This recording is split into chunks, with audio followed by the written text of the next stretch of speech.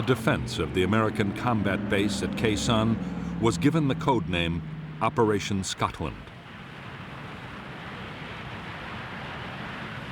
Khe Sanh was one of the most remote outposts in Vietnam, but by January 1968, even the American president, Lyndon Johnson, had taken a personal interest.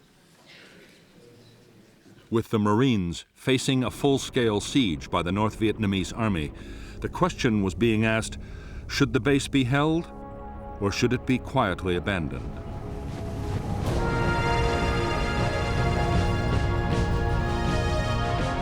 Many in Washington worried that defending Khe Sanh could invite a costly and humiliating defeat. General Westmoreland, the U.S. commander in Vietnam, dismissed all such fears. Already, Khe Sanh was tying up nearly 20,000 North Vietnamese troops, and there might be a chance of winning a major American victory.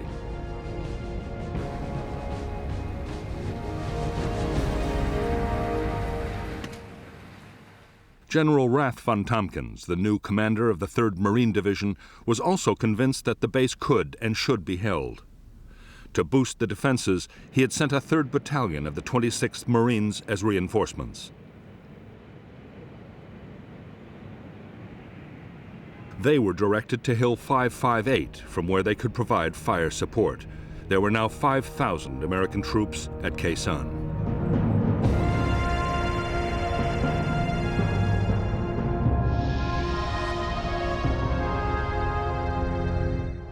The combat base at Khe Sanh was built around a 3,900-foot airstrip. Beside the strip was the Marine Air Traffic Control Unit. Nearby was the 26th Marine Command Post and the Fire Support Coordination Center.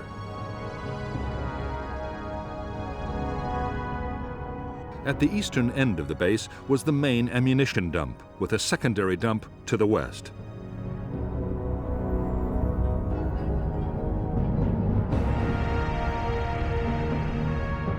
The base perimeter was manned by the 1st Battalion and a company of the 3rd.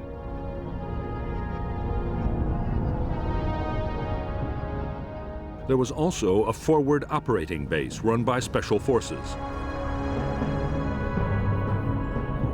The infantry were backed by tank and anti-tank units and an artillery battalion of the 13th Marines.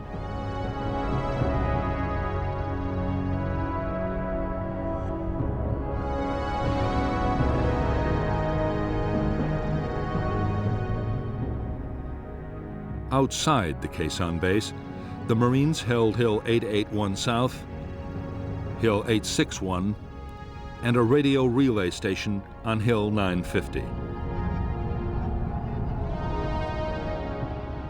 The whole 2nd Battalion occupied Hill 558 to block the Rao Quan River Valley. Beyond 881 South, the North Vietnamese 325C Division had secretly fortified a chain of hills.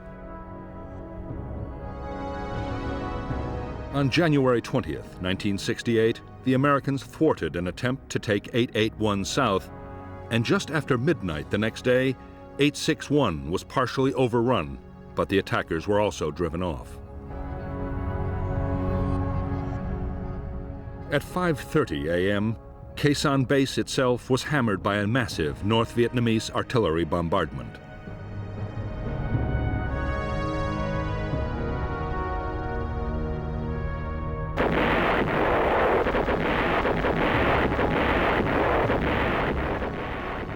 The shattering barrage of shells, mortars, and rockets, which slammed into the Marine combat base at 0530 on January 21st, signaled the start of the battle for Khe Sanh.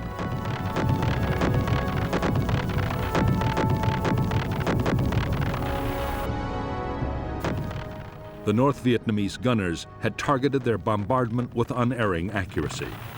As Marines had dived for cover, one of the first rounds had scored a direct hit on the main ammunition store.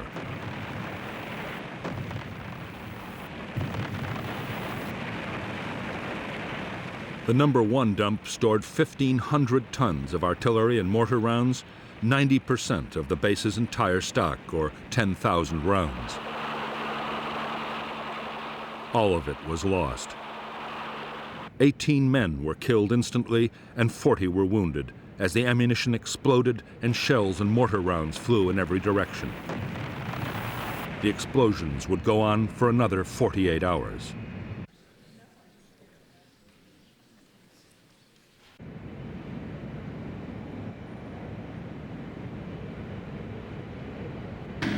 Even at the height of the chaos, the Marines were still able to fire their mortars and guns against the enemy batteries.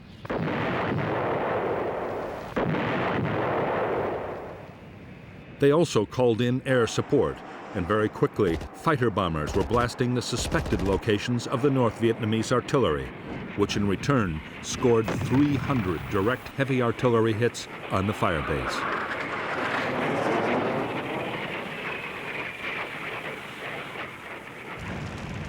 As the bombardment of the base reached a crescendo, the 26th Marines commander, Colonel David Lowndes, expected a massive North Vietnamese ground attack at any moment. But the attack didn't come. The North Vietnamese infantry had a different objective. The target was Khe Sanh village, 3 miles from the Marine combat base.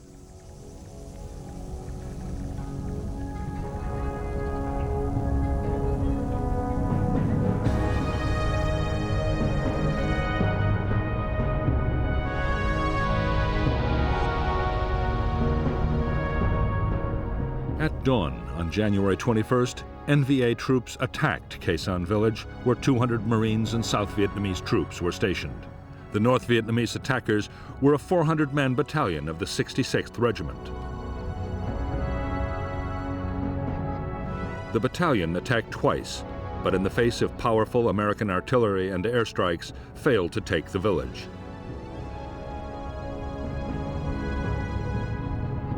An attempt at reinforcement by a South Vietnamese unit went disastrously wrong, and the whole force was destroyed. Later in the day, the village was evacuated and abandoned to the NVA.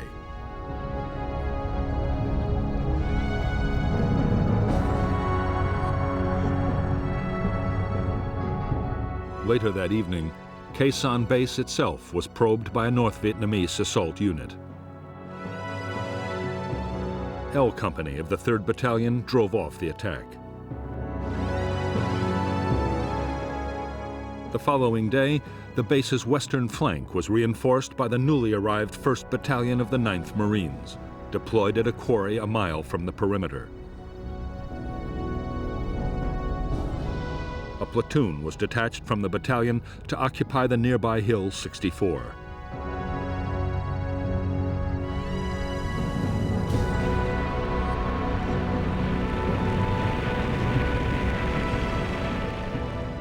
For the Marines inside the Khe Sanh base, the days were now filled with feverish activity. There were sudden heavy bombardments from NVA guns and rockets.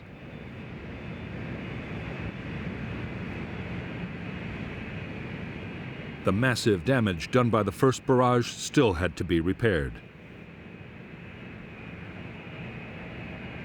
The biggest worry was ammunition. The first aircraft to land all carried shells. More than 130 tons were delivered in just 2 days.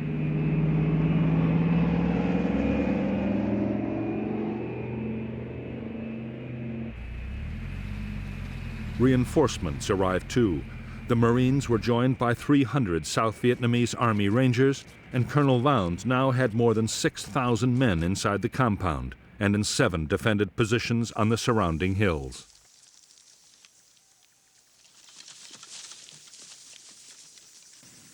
While the Marines at Khe Sanh braced themselves for the attack that was surely coming, General Westmoreland warned Washington that the battle could be the turning point of the whole war.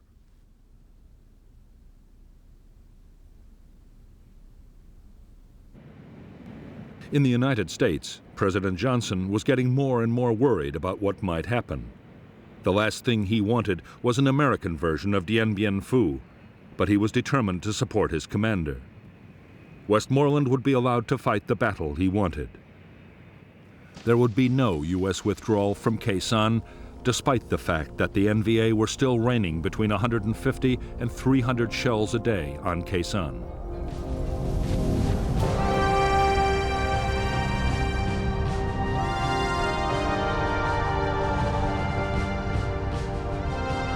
It was the awesome potential of American air power that convinced U.S. military leaders that Khe Sanh could be defended.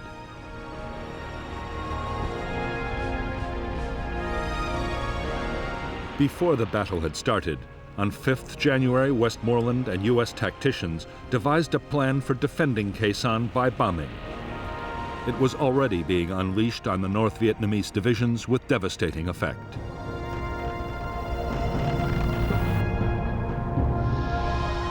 The Americans called it Operation Niagara.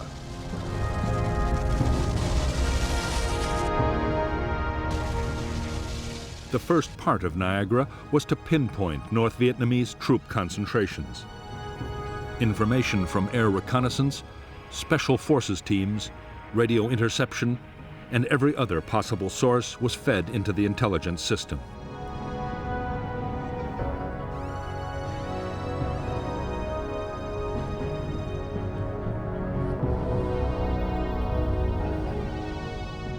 Niagara also deployed the most advanced and secret surveillance technology in the world. Aircraft and helicopters scattered hundreds of electronic sensors across the enemy's main lines of approach. They could detect the movement of troops and send signals to alert the Americans. As the intelligence picture built up, Operation Niagara quickly gathered momentum. In spite of rivalry between the Air Force and the Marines over who should control operations, every available warplane in the area was standing by. At the peak of the siege, American planes dropped triple the tonnage of bombs delivered on a peak day during World War II.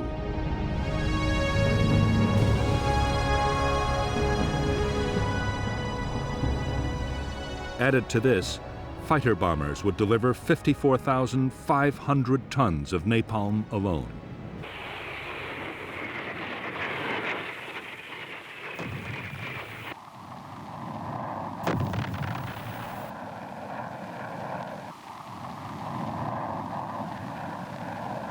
Although fighter bombers were flying the vast majority of Niagara missions, most of the sheer weight of bombs was being delivered by B-52s, as part of an ongoing operation codenamed Arclight.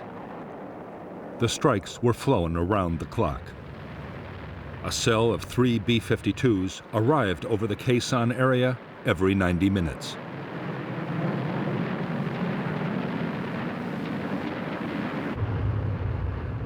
The giant heavy bomber was able to carry a massive 27 tons of bombs.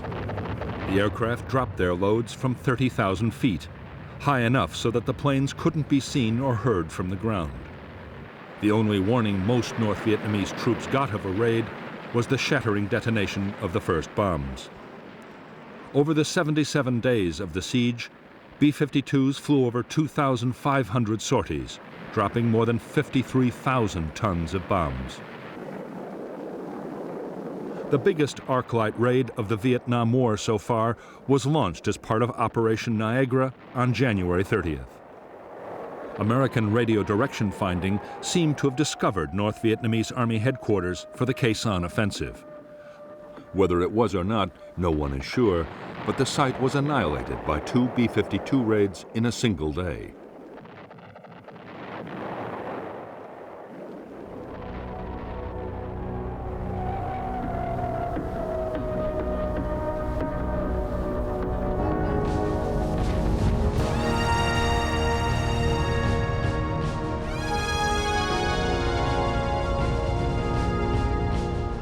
Early in the morning of January 30th and 31st, 1968, the general offensive the Viet Cong had been planning for more than 6 months broke with shattering force all over South Vietnam.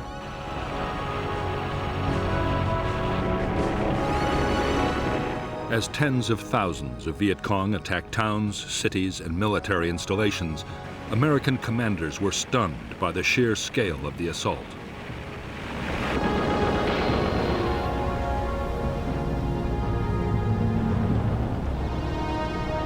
While most of South Vietnam erupted in violence, Khe Sanh was uncannily quiet. A North Vietnamese army defector had confirmed that there was to be a major attack, but nothing had happened yet.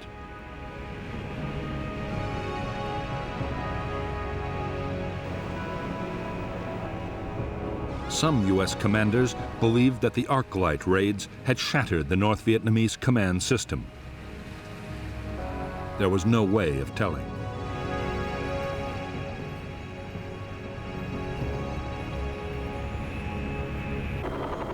As the tide of the Viet Cong's Tet offensive swept over South Vietnam, most of the advance was being countered by the South Vietnamese army.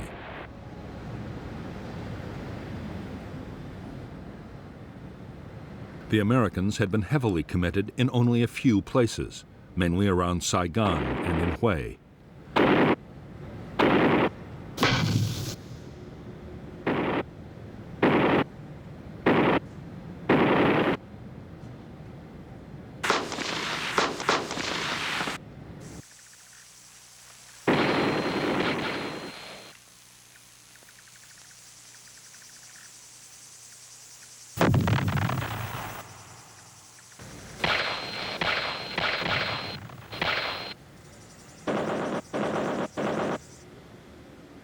General Westmoreland was holding back his forces, still convinced that the main attack would come at Khe Sanh.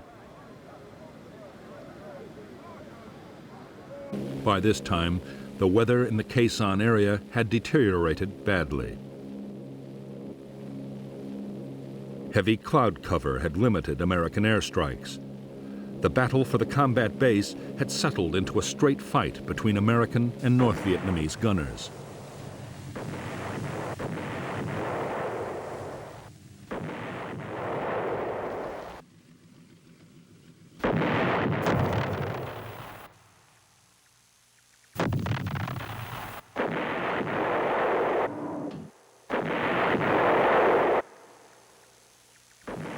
The busiest time for the American guns was after dark, when the NVA were most active.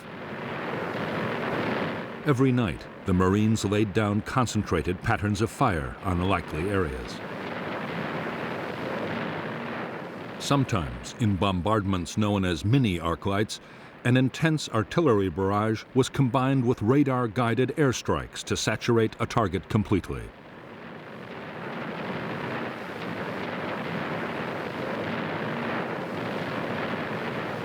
As for the North Vietnamese artillery, most of the guns, rockets, and mortars were by now in place. Getting them into position had been a massive job. Northern troops had also sighted hundreds of ammunition dumps around Khe Sanh and across the border in Laos.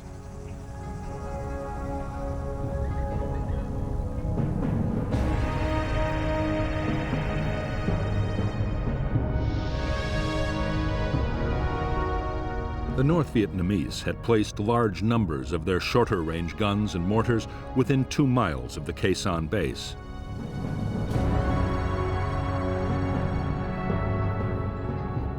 Most of the big rockets were fired from Hill 881 North. The heavy guns were much further away, on Hill 305, and in caves on the slopes of the Ko Rock Mountain across the border in Laos. While they could hit the Americans, the Marine guns didn't have the range to hit back. Even the Army's big guns on the Rock Pile and Camp Carroll couldn't reach the NVA's heavy batteries.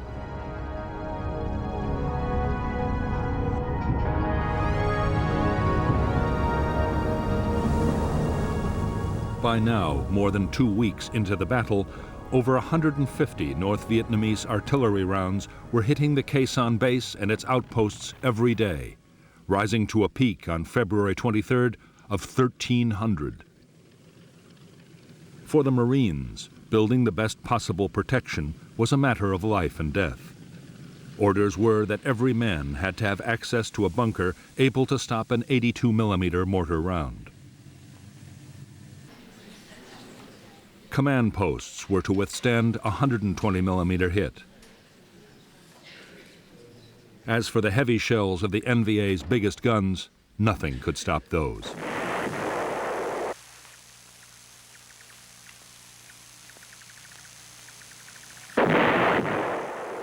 The North Vietnamese artillery hitting Khe Sanh and the Marine outposts was all indirect fire. Spotters on the hills corrected the gunners' aim by radio, but the gunners themselves could never see the targets. What NVA commanders wanted most of all was to place guns on the hills overlooking the base. From there, they could pour devastating fire straight down onto the Americans.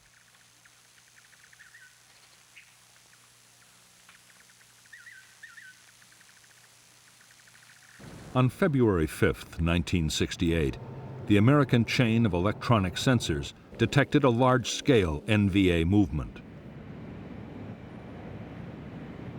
The activity seemed to point to an imminent attack on Hill 881 South. The U.S. reaction was a massive Niagara raid.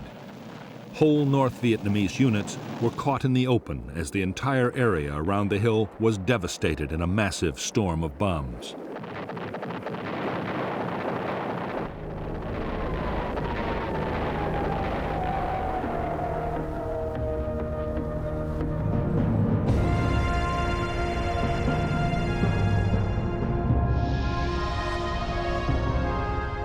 Although a North Vietnamese attack on Hill 881 South had been blocked, the Americans had failed to detect a battalion closing on an outpost called 861A.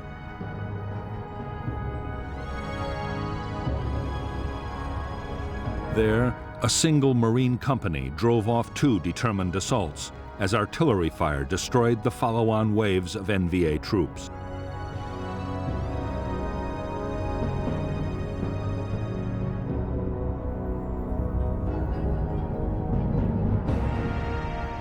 On the night of February 6th, the North Vietnamese 304th Division began to clear ground approaches to Khe Sanh from the west. The first objective was the American Special Forces camp at Long Vây, manned by a handful of U.S. troops and a battalion of South Vietnamese local militia.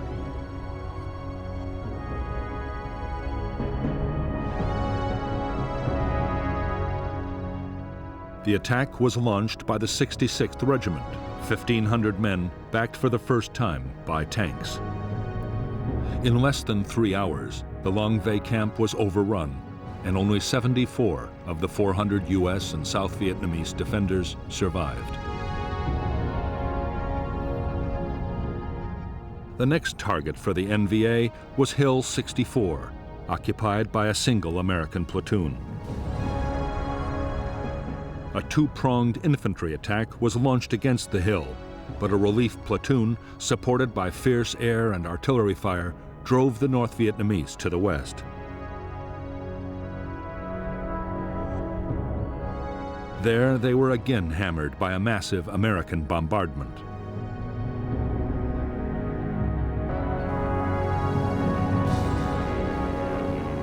Even though the NVA had again failed to take any more American hill outposts and had lost hundreds of men in the attempt, they had at least captured Long Vây.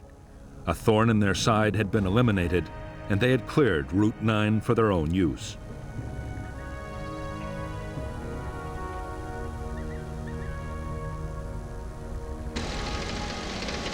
Artillery reinforcements, including 130-millimeter guns, could now be brought much closer to the Khe Sanh base.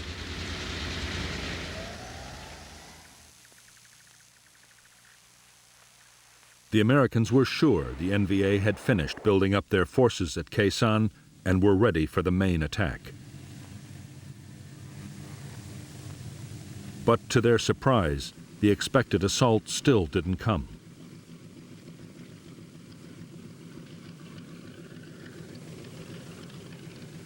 Instead, the siege settled down to a deadly daily duel fought by artillery and aircraft. At the same time, the North Vietnamese began to launch frequent small-scale probes against the base perimeter.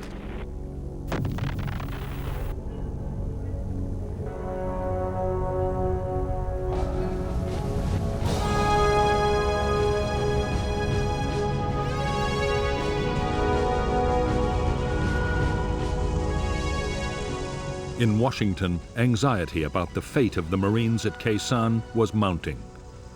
A relief operation was being planned, but it would demand powerful forces and couldn't be mounted for weeks.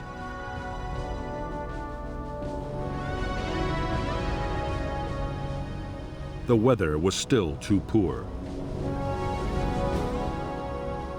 Meantime, if the base's air bridge was cut, it would be all over for Khe Sanh. The troops manning the base needed ammunition, food, and medicines.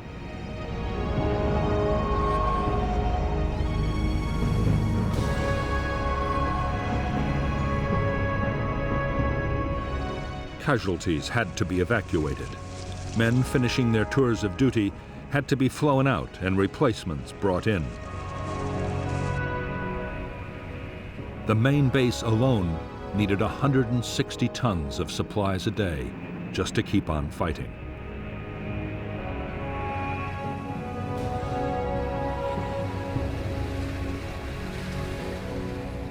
The supply effort depended above all on the huge load-carrying ability of the C-130 Hercules transport. The aircraft was able to carry up to 20 tons of cargo, but for that very reason, it needed most of the strip to land and took time to turn around.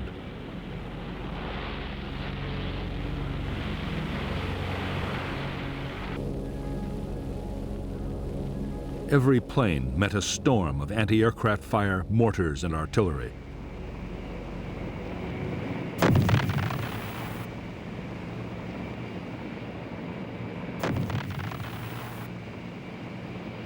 On February 11, 1968, the North Vietnamese anti-aircraft gunners scored their first major success against a Marine KC-130 Hercules landing at Khe Sanh.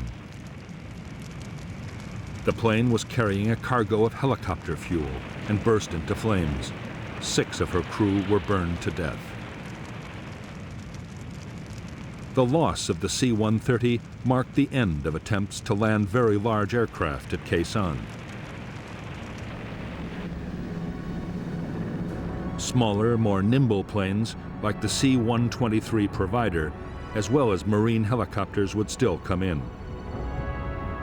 But without the big loads of the Hercules, the base would never survive. Other methods would have to be tried. The most successful new method was called LAPES, the Low-Altitude Parachute Extraction System. The Hercules flew only 5 feet above the runway while a parachute snatched the cargo pallets out of the hold.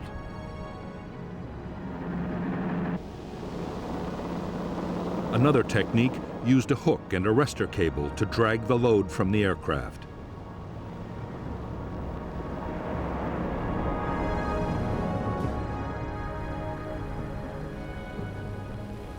In February 1968, appalling weather with ground fog and low cloud stopped all low-altitude deliveries.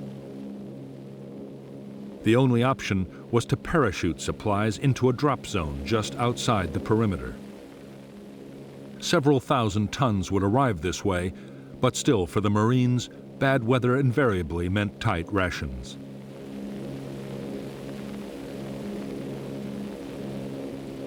Although the battle to supply the main base was being won, the hill outposts were a much bigger problem. A fifth of Khe Sanh's manpower was stationed on the hills. The men were suffering almost 50% casualties, and the posts depended completely on helicopters for supply.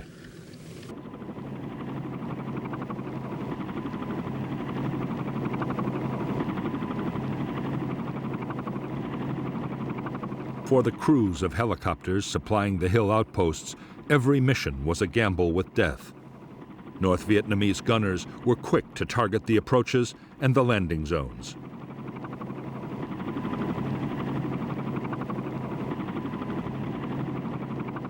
Anti-aircraft fire followed the helicopters in, and as soon as they landed, mortar crews and machine gunners opened up.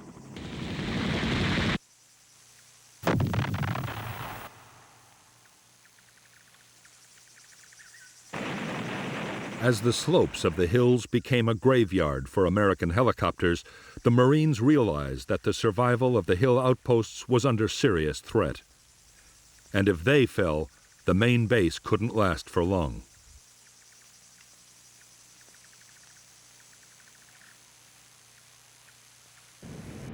Air commanders worked frantically to devise new tactics for getting helicopters in and out of the hilltop bases safely.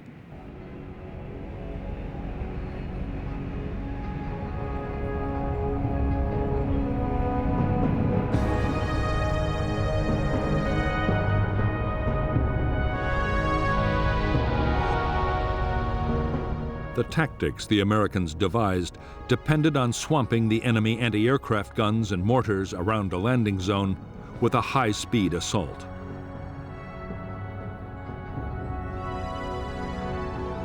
"12 Skyhawk fighter bombers, 4 Huey gunships, up to 16 supply helicopters, and an airborne command and control aircraft all acted together.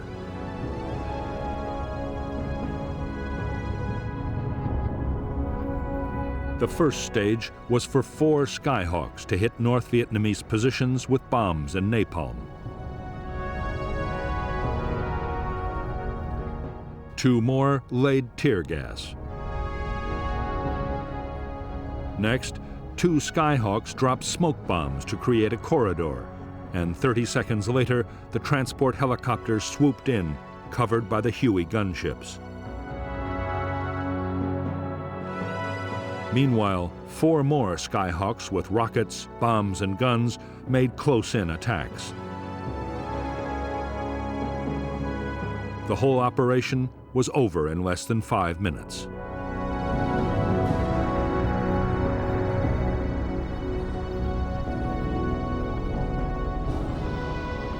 The new tactics quickly earned the title Super Gaggle because the helicopters looked like an oversized flock of geese. With the fighters and gunships in the air too, the method took incredible timing to pull off successfully.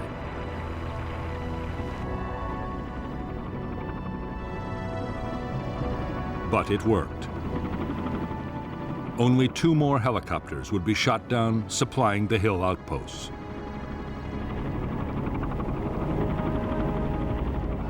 By now, the strain of the long siege was beginning to tell on the troops at Khe Sanh.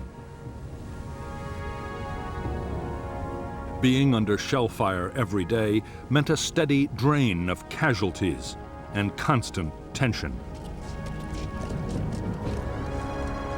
Food was often down to 2 C-ration meals daily.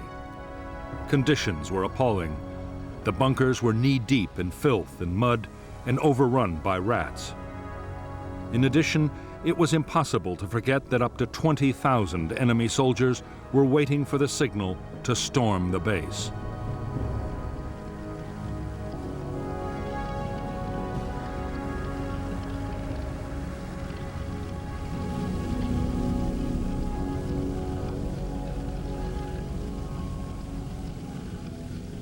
To stop the men brooding about their possible fate, officers and NCOs kept the troops as busy as possible. Digging trenches, filling sandbags, and improving bunkers was a big part of every day.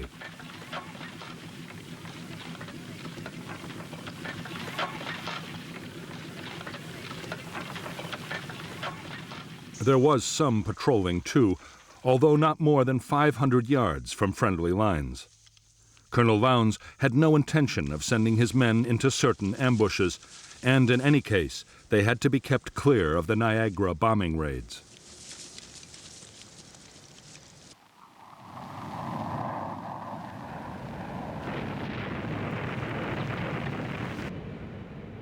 On the base perimeter, the watchword was constant vigilance.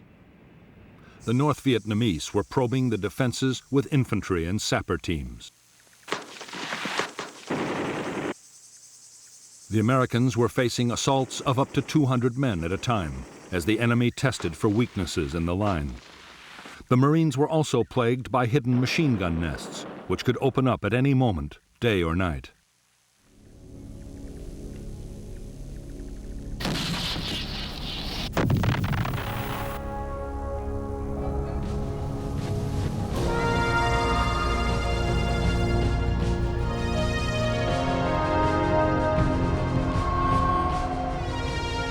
By now, the attention of the American public was riveted by the Battle of Khe Sanh.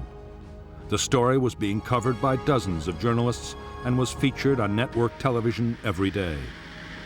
Stories about Khe Sanh accounted for 25% of all film news reports about the war on U.S. networks and up to 50% on CBS. Arguments raged over the rights and wrongs of trying to hold the base. In Washington, President Johnson was deeply worried about the fate of the Marines at Khe Sanh. He was constantly demanding the latest information on the battle. A model of the base had even been brought into the White House Situation Room. For the first time in the Vietnam War, the room was on full alert 24 hours a day.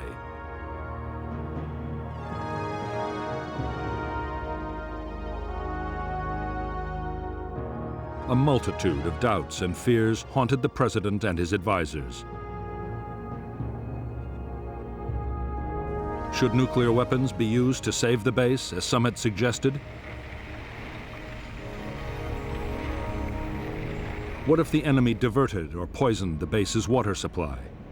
Most worrying of all, what if enemy jets mounted a sudden bombing attack on Khe Sanh? It would be a massive propaganda victory for the North.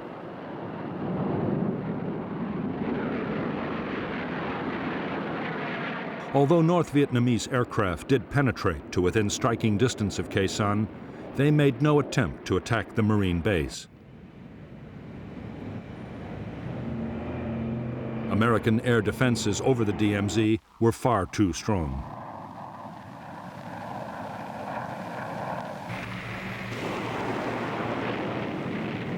The biggest threat to the Marines at Khe Sanh did not come from modern fighter aircraft.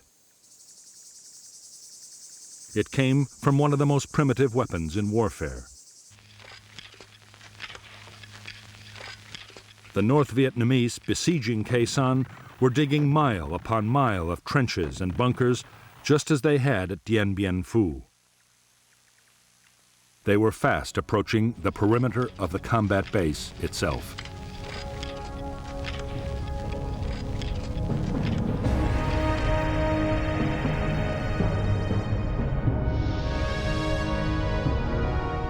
Already there was a major system of North Vietnamese fortifications on Hill 471, less than 2 miles to the south of the Khe Sanh base.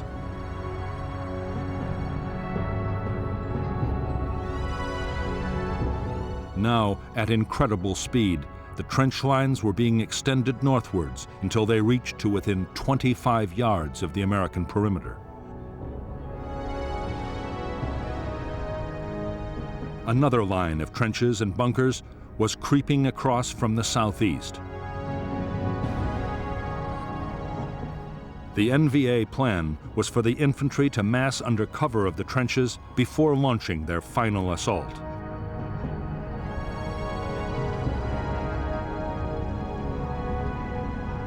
By the last week of February 1968, few Americans inside Khe Sanh doubted that the big North Vietnamese ground assault would have to come soon. The moon was in its darkest phase, and a night infantry attack would have a good chance of overwhelming the perimeter defenses. Smashing the enemy trench lines was an absolute priority.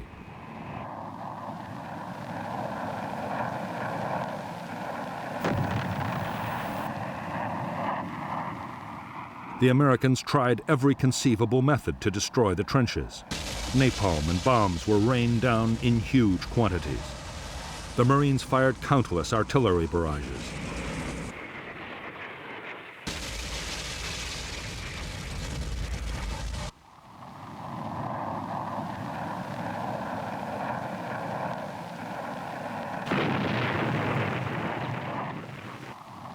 But the Americans had little success.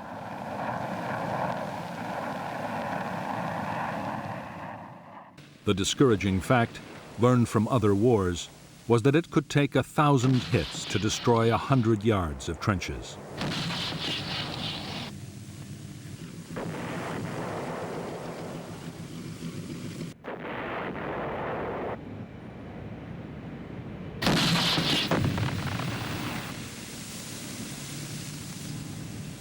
In the end, the answer lay with the B-52s. Up to now, arc-light raids had been kept more than 2 miles away from the base perimeter. On February 27, 1968, the restriction was lifted.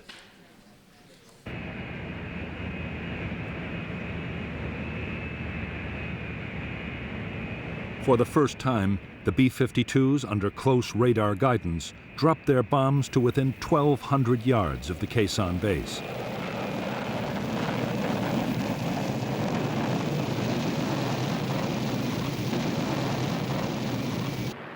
The effect was shattering. There was massive damage to the North Vietnamese trenches and bunkers.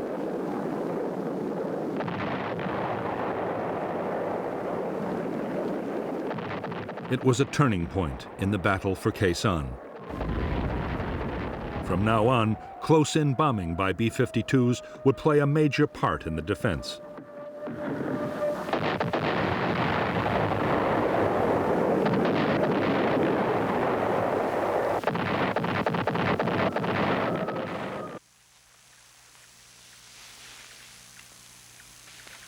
The sudden increase in North Vietnamese activity around Khe Sanh had left no one in any doubt that the climax of the battle was near.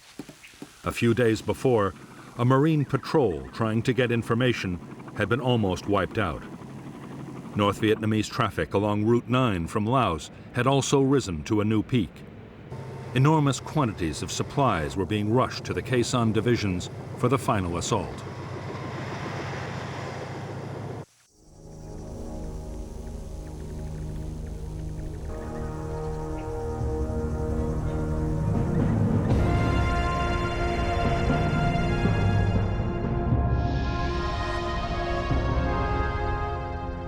The 66th Regiment of the North Vietnamese 304th Division was assembling near a plantation to the south of the Khe Sanh base. Units were also massing near an old French fort. On the night of February 29th, a battalion of the 304th NVA Division assaulted the 37th Arvin Rangers at the eastern edge of the camp, a diversion to cover the unexpected and imminent withdrawal of all NLF troops from Khe Sanh. The American defense was to coordinate strikes by artillery, fighter bombers, and B-52s on 3 main areas through which the attacking NVA had to pass. Then, as the final assault waves approached the base, Khe Sanh's own defensive fire plan was unleashed.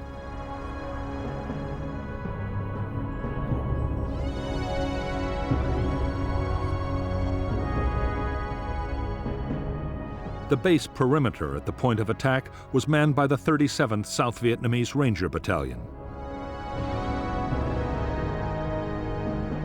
As the lead NVA units advanced, the base fired an artillery pattern forming the sides of an open box.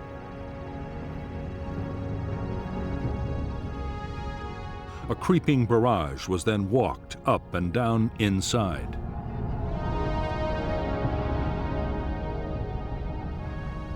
At the same time, 2 NVA battalions, cut off behind the box, were hit by fighter bomber strikes. While long-range artillery from the Rockpile and Camp Carroll created a moving outer cordon.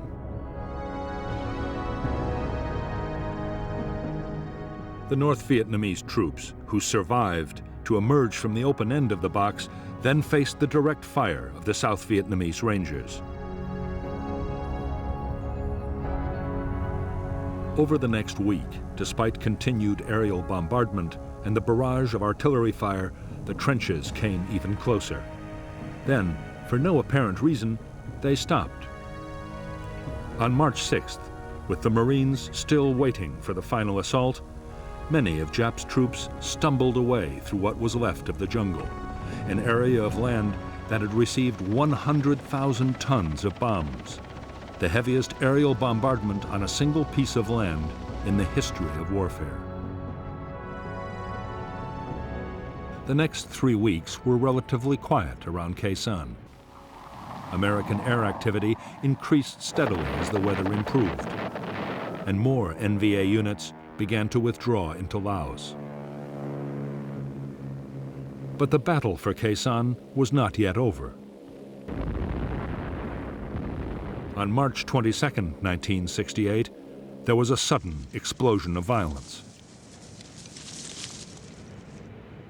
Without warning, a massive North Vietnamese bombardment, including huge numbers of heavy shells from the Ko Rock Mountain, slammed into Khe Sanh. More than 1,000 rounds hit the base at the rate of 100 every hour. At the same time, the electronic sensors around Khe Sanh again indicated NVA movements, and the Americans replied with heavy bombing.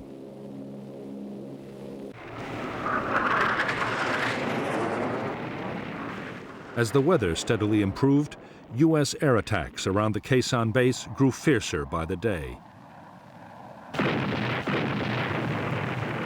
Further afield, over the North Vietnamese rear areas, fighter bombers roamed with orders to pounce on any movement.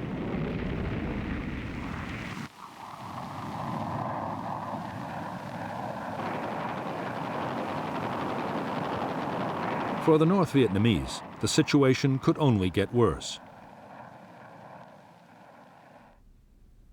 General Giap was forced to concede that Khe Sanh could not now be taken. By this time, the Marines were mounting small but aggressive attacks out of the base.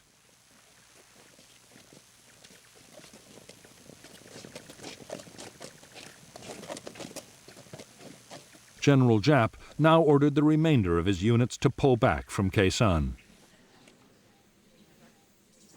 One by one, the NVA regiments around the base melted away. Only 6,000 troops were left behind to continue the siege of the Marine combat base.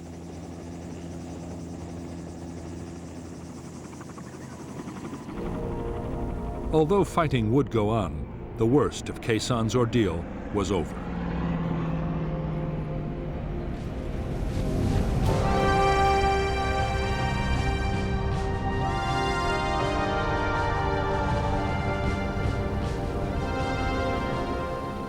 On April 1, 1968, the Americans formally ended Operation Scotland, the defense of Khe Sanh, and 7 days later began Operation Pegasus.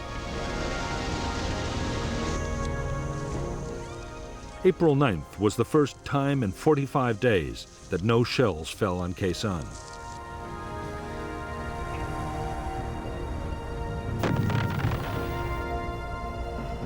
The aim of Pegasus was to reopen Route 9, the road linking Khe Sanh to the other American bases along the demilitarized zone. As well as the Marines, Pegasus deployed the 1st Air Cavalry Division, the most mobile American unit in Vietnam.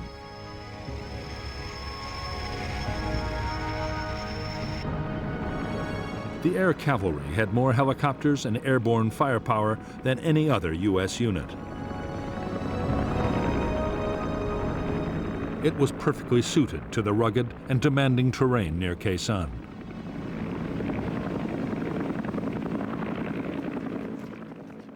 For Pegasus, the division's commander, Major General John Tolson, was also given the 1st Marine Regiment, a South Vietnamese airborne task force, and the 26th Marines in Khe Sanh.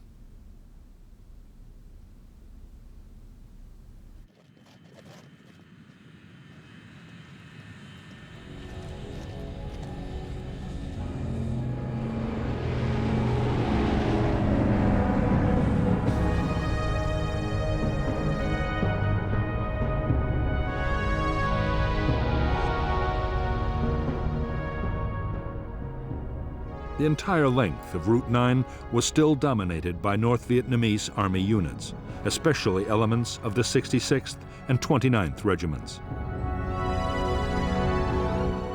For Operation Pegasus, the Americans built a main base for the air cavalry at Landing Zone Stud. The Marines would operate out of Ka Lu. The plan was for air assaults to seize landing zones and fire bases north and south of Route 9, while other forces pushed down the road.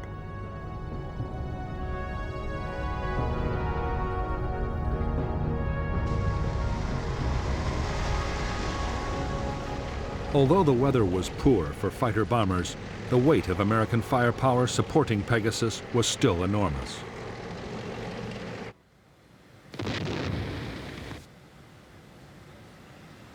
In a single day, the Americans fired more than 10,000 artillery rounds.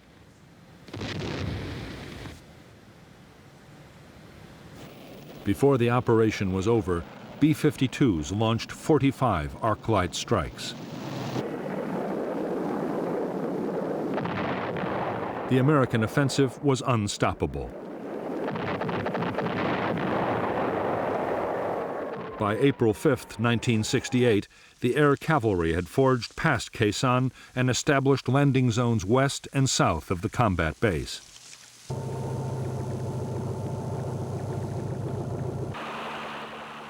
While the cavalry consolidated their new positions, the Marines in Khe Sanh mounted their own breakout assaults. There was strong resistance from battalions of the North Vietnamese 66th Regiment, which mounted fierce counterattacks, but the Marines succeeded in taking Hill 471.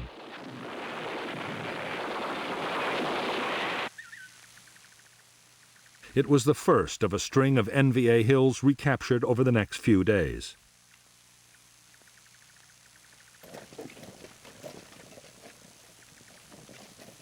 On April 8, 1968, the air cavalry and the 26th Marines at the combat base linked up, formally ending the siege of Khe Sanh.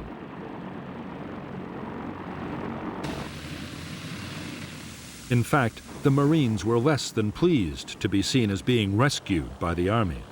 In their view, they had long since guaranteed their own survival.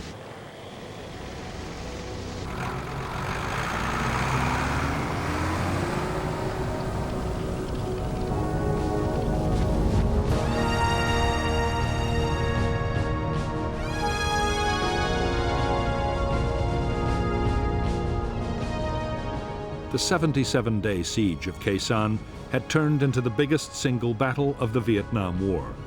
The official assessment of the North Vietnamese Army dead was just over 1,600, with 2 divisions all but shattered. But thousands more were probably killed by bombs and left no trace of ever having existed.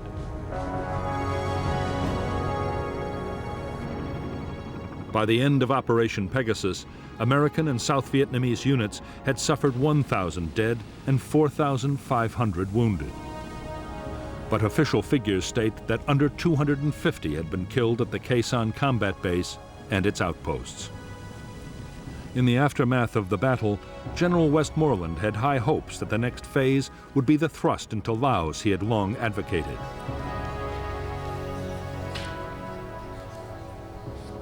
He now had the forces he needed.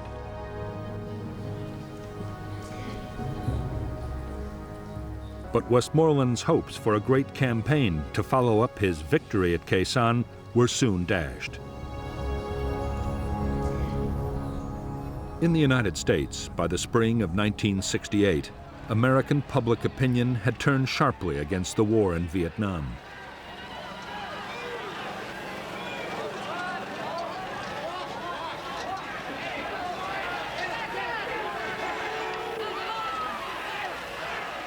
The shock of the Tet Offensive had led many to believe that the U.S. would have to withdraw sooner or later. Under severe pressure, President Johnson had promised to search for a negotiated peace. He ruled out any big troop increases and any widening of the conflict.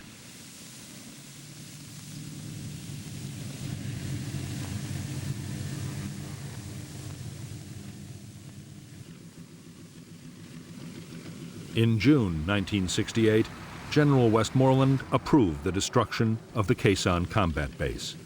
The president's decision not to widen the war had meant there could be no offensive into Laos.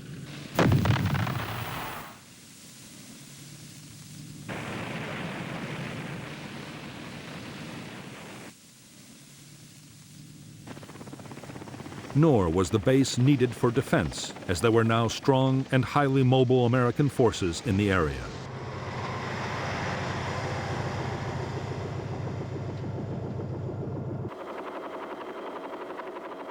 In any case, as both sides were slowly beginning to realize, even as the battle had raged at Khe Sanh, the war had changed out of all recognition.